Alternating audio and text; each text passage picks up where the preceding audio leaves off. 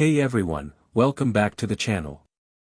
Today's topic is something most of us struggle with: attachment to outcomes. We try to control everything: results, reactions, success, failure, and when things don't go as expected, we suffer. But what if I told you that peace comes not from controlling life, but from letting go of what you can't control? In this video, you'll learn why attachment creates suffering and how to stay present and powerful by focusing only on what truly matters. Let's get into it.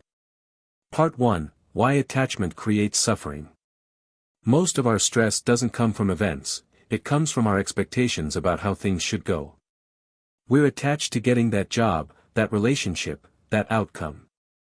And when reality doesn't match our expectation, we feel disappointment, anxiety, or even worthlessness. But here's the truth: outcomes are never fully in your control. You can control your preparation, your effort, your attitude, but the result?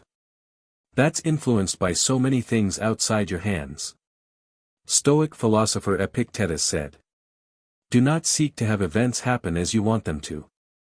Instead, want them to happen as they do, and your life will go smoothly." Attachment creates suffering because you tie your happiness to something you can't control. Part 2: What you can control. So, what can you control? Your thoughts. Your choices. Your effort. You can control showing up every day. You can control how you respond to failure. You can control your attitude. You can't control how others see you. You can't control whether something goes viral. You can't control the timing of success. The Stoics called this the dichotomy of control: divide everything into two boxes. What's in my control? What's not in my control? Freedom begins the moment you stop trying to control the second box. Part 3: Detachment doesn't mean apathy. Now let's clear up a myth. Detachment doesn't mean you don't care. It means you care deeply about the process, but you are not emotionally dependent on the result. You do your best. You give everything. But you release the outcome. Imagine planting a seed. You water it, give it sunlight, protect it, but whether it grows fast, slow, or not at all isn't fully in your hands. You still give your all, because the process is sacred. That's the mindset of champions. They train like warriors, but they're not emotionally shattered if one match doesn't go their way, because they know growth is bigger than one moment. Part 4: How to practice detachment daily. 1. Set process goals, not just outcome goals. Instead of, "I want 10,000 subscribers," say, "I will post one valuable video every day." That's in your control, and it builds results over time. 2. Remind yourself what's out of your hands. Write down your stress. Then draw a line through everything you can't control. Focus only on what's left. 3. Practice mindfulness. Stay in the now. Focus on the action you're taking, not where it will lead.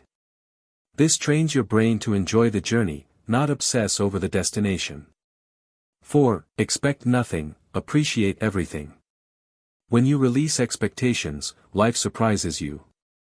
You stop chasing and start flowing. That's where peace lives. 5. Let the universe decide the when. Your job is showing up. The universe handles when your efforts bear fruit. As Marcus Aurelius wrote, "Receive without pride, let go without attachment." Conclusion: you are not your outcomes. You are your actions.